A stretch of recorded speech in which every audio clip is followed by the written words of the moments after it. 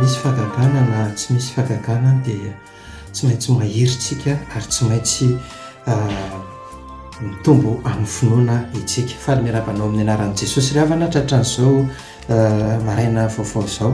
Nanomboka tamin'ny taona 1986 tany ry havana, izany hoe efapolo taona latsaka kely izao no nanomboka nahafantarako sy nanarahako an'i Jesosy ny zavatra nahafaly azy sy ny tena hoe nampahery ahy lehibe tao anatin'izany rehetrarehetra izany dia natsapako fa tsy nafoy tokoa Andriamanitra. Nisy ny fagagana, nisy ny valim-bavaka, nisy ny zavatra maro samihafa izay nisedraina nefa nahitana ny voninahitran'Andriamanitra.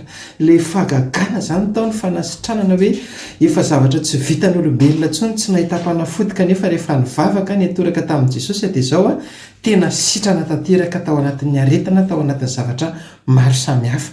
Ary izay no tiako zaraina aminao ilay havana satria tsy vitan'ny hoe fagagana mandrakariva ny fiainana nandritran'izany efapolo taona latsaka kely izany, fa tena nisy ny fanontaniana tsy nahitam-baliny, nisy ny vavaka tsy nahitana vokany, nisy ny fiaretana nampametra-panontaniana ohatrany hoe sao dia efa tsy miheno vavaka intsony ary izy fa sao dia efa be loatra ny fahotana vitako.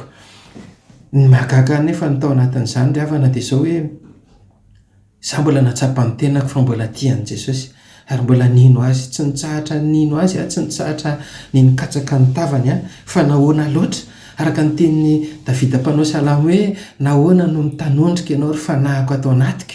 Tena nisy fotoana tokoa nampitanondrika ry havana kanefa Andriamanitra nanome valiny ary. Izay no tiako zaraina amintsika ao anatin'izao fotoana izao. Petera voalohany toko voalohany ka ny andininy fahenina ka hatramin'ny fahavalo no zaraiko aminao amin'ny anaran'i Jesosy. Nampahery azy izany ka dia ho zaraiko aminao hoe tao anatin'ny tafio-drivotra, tao anatin'ny fahakiviana, tao anatin'ny fahamazinana natsapako ohatrany hoe nafoin'Andriamanitra nefa izaho mbola tia azy ary mbola nino azy. Dia izao no niafatra anankiray izay nampahery ahy amin'ny anaran'i Jesosy hoe izany no iravoravoanareo na dia ampalelovina vetivety ankehitriny amin'ny fakapanahy maro samihafa aza ianareo raha tsy maintsy hisy izany mba ho hita ho fiderana sy voninahitra ary fankalazana ny fizaham-petra ny finoanareo izay tsara lavitra noho ny volamena mety ho simba na dia voazatoetra tamin'ny afo aza.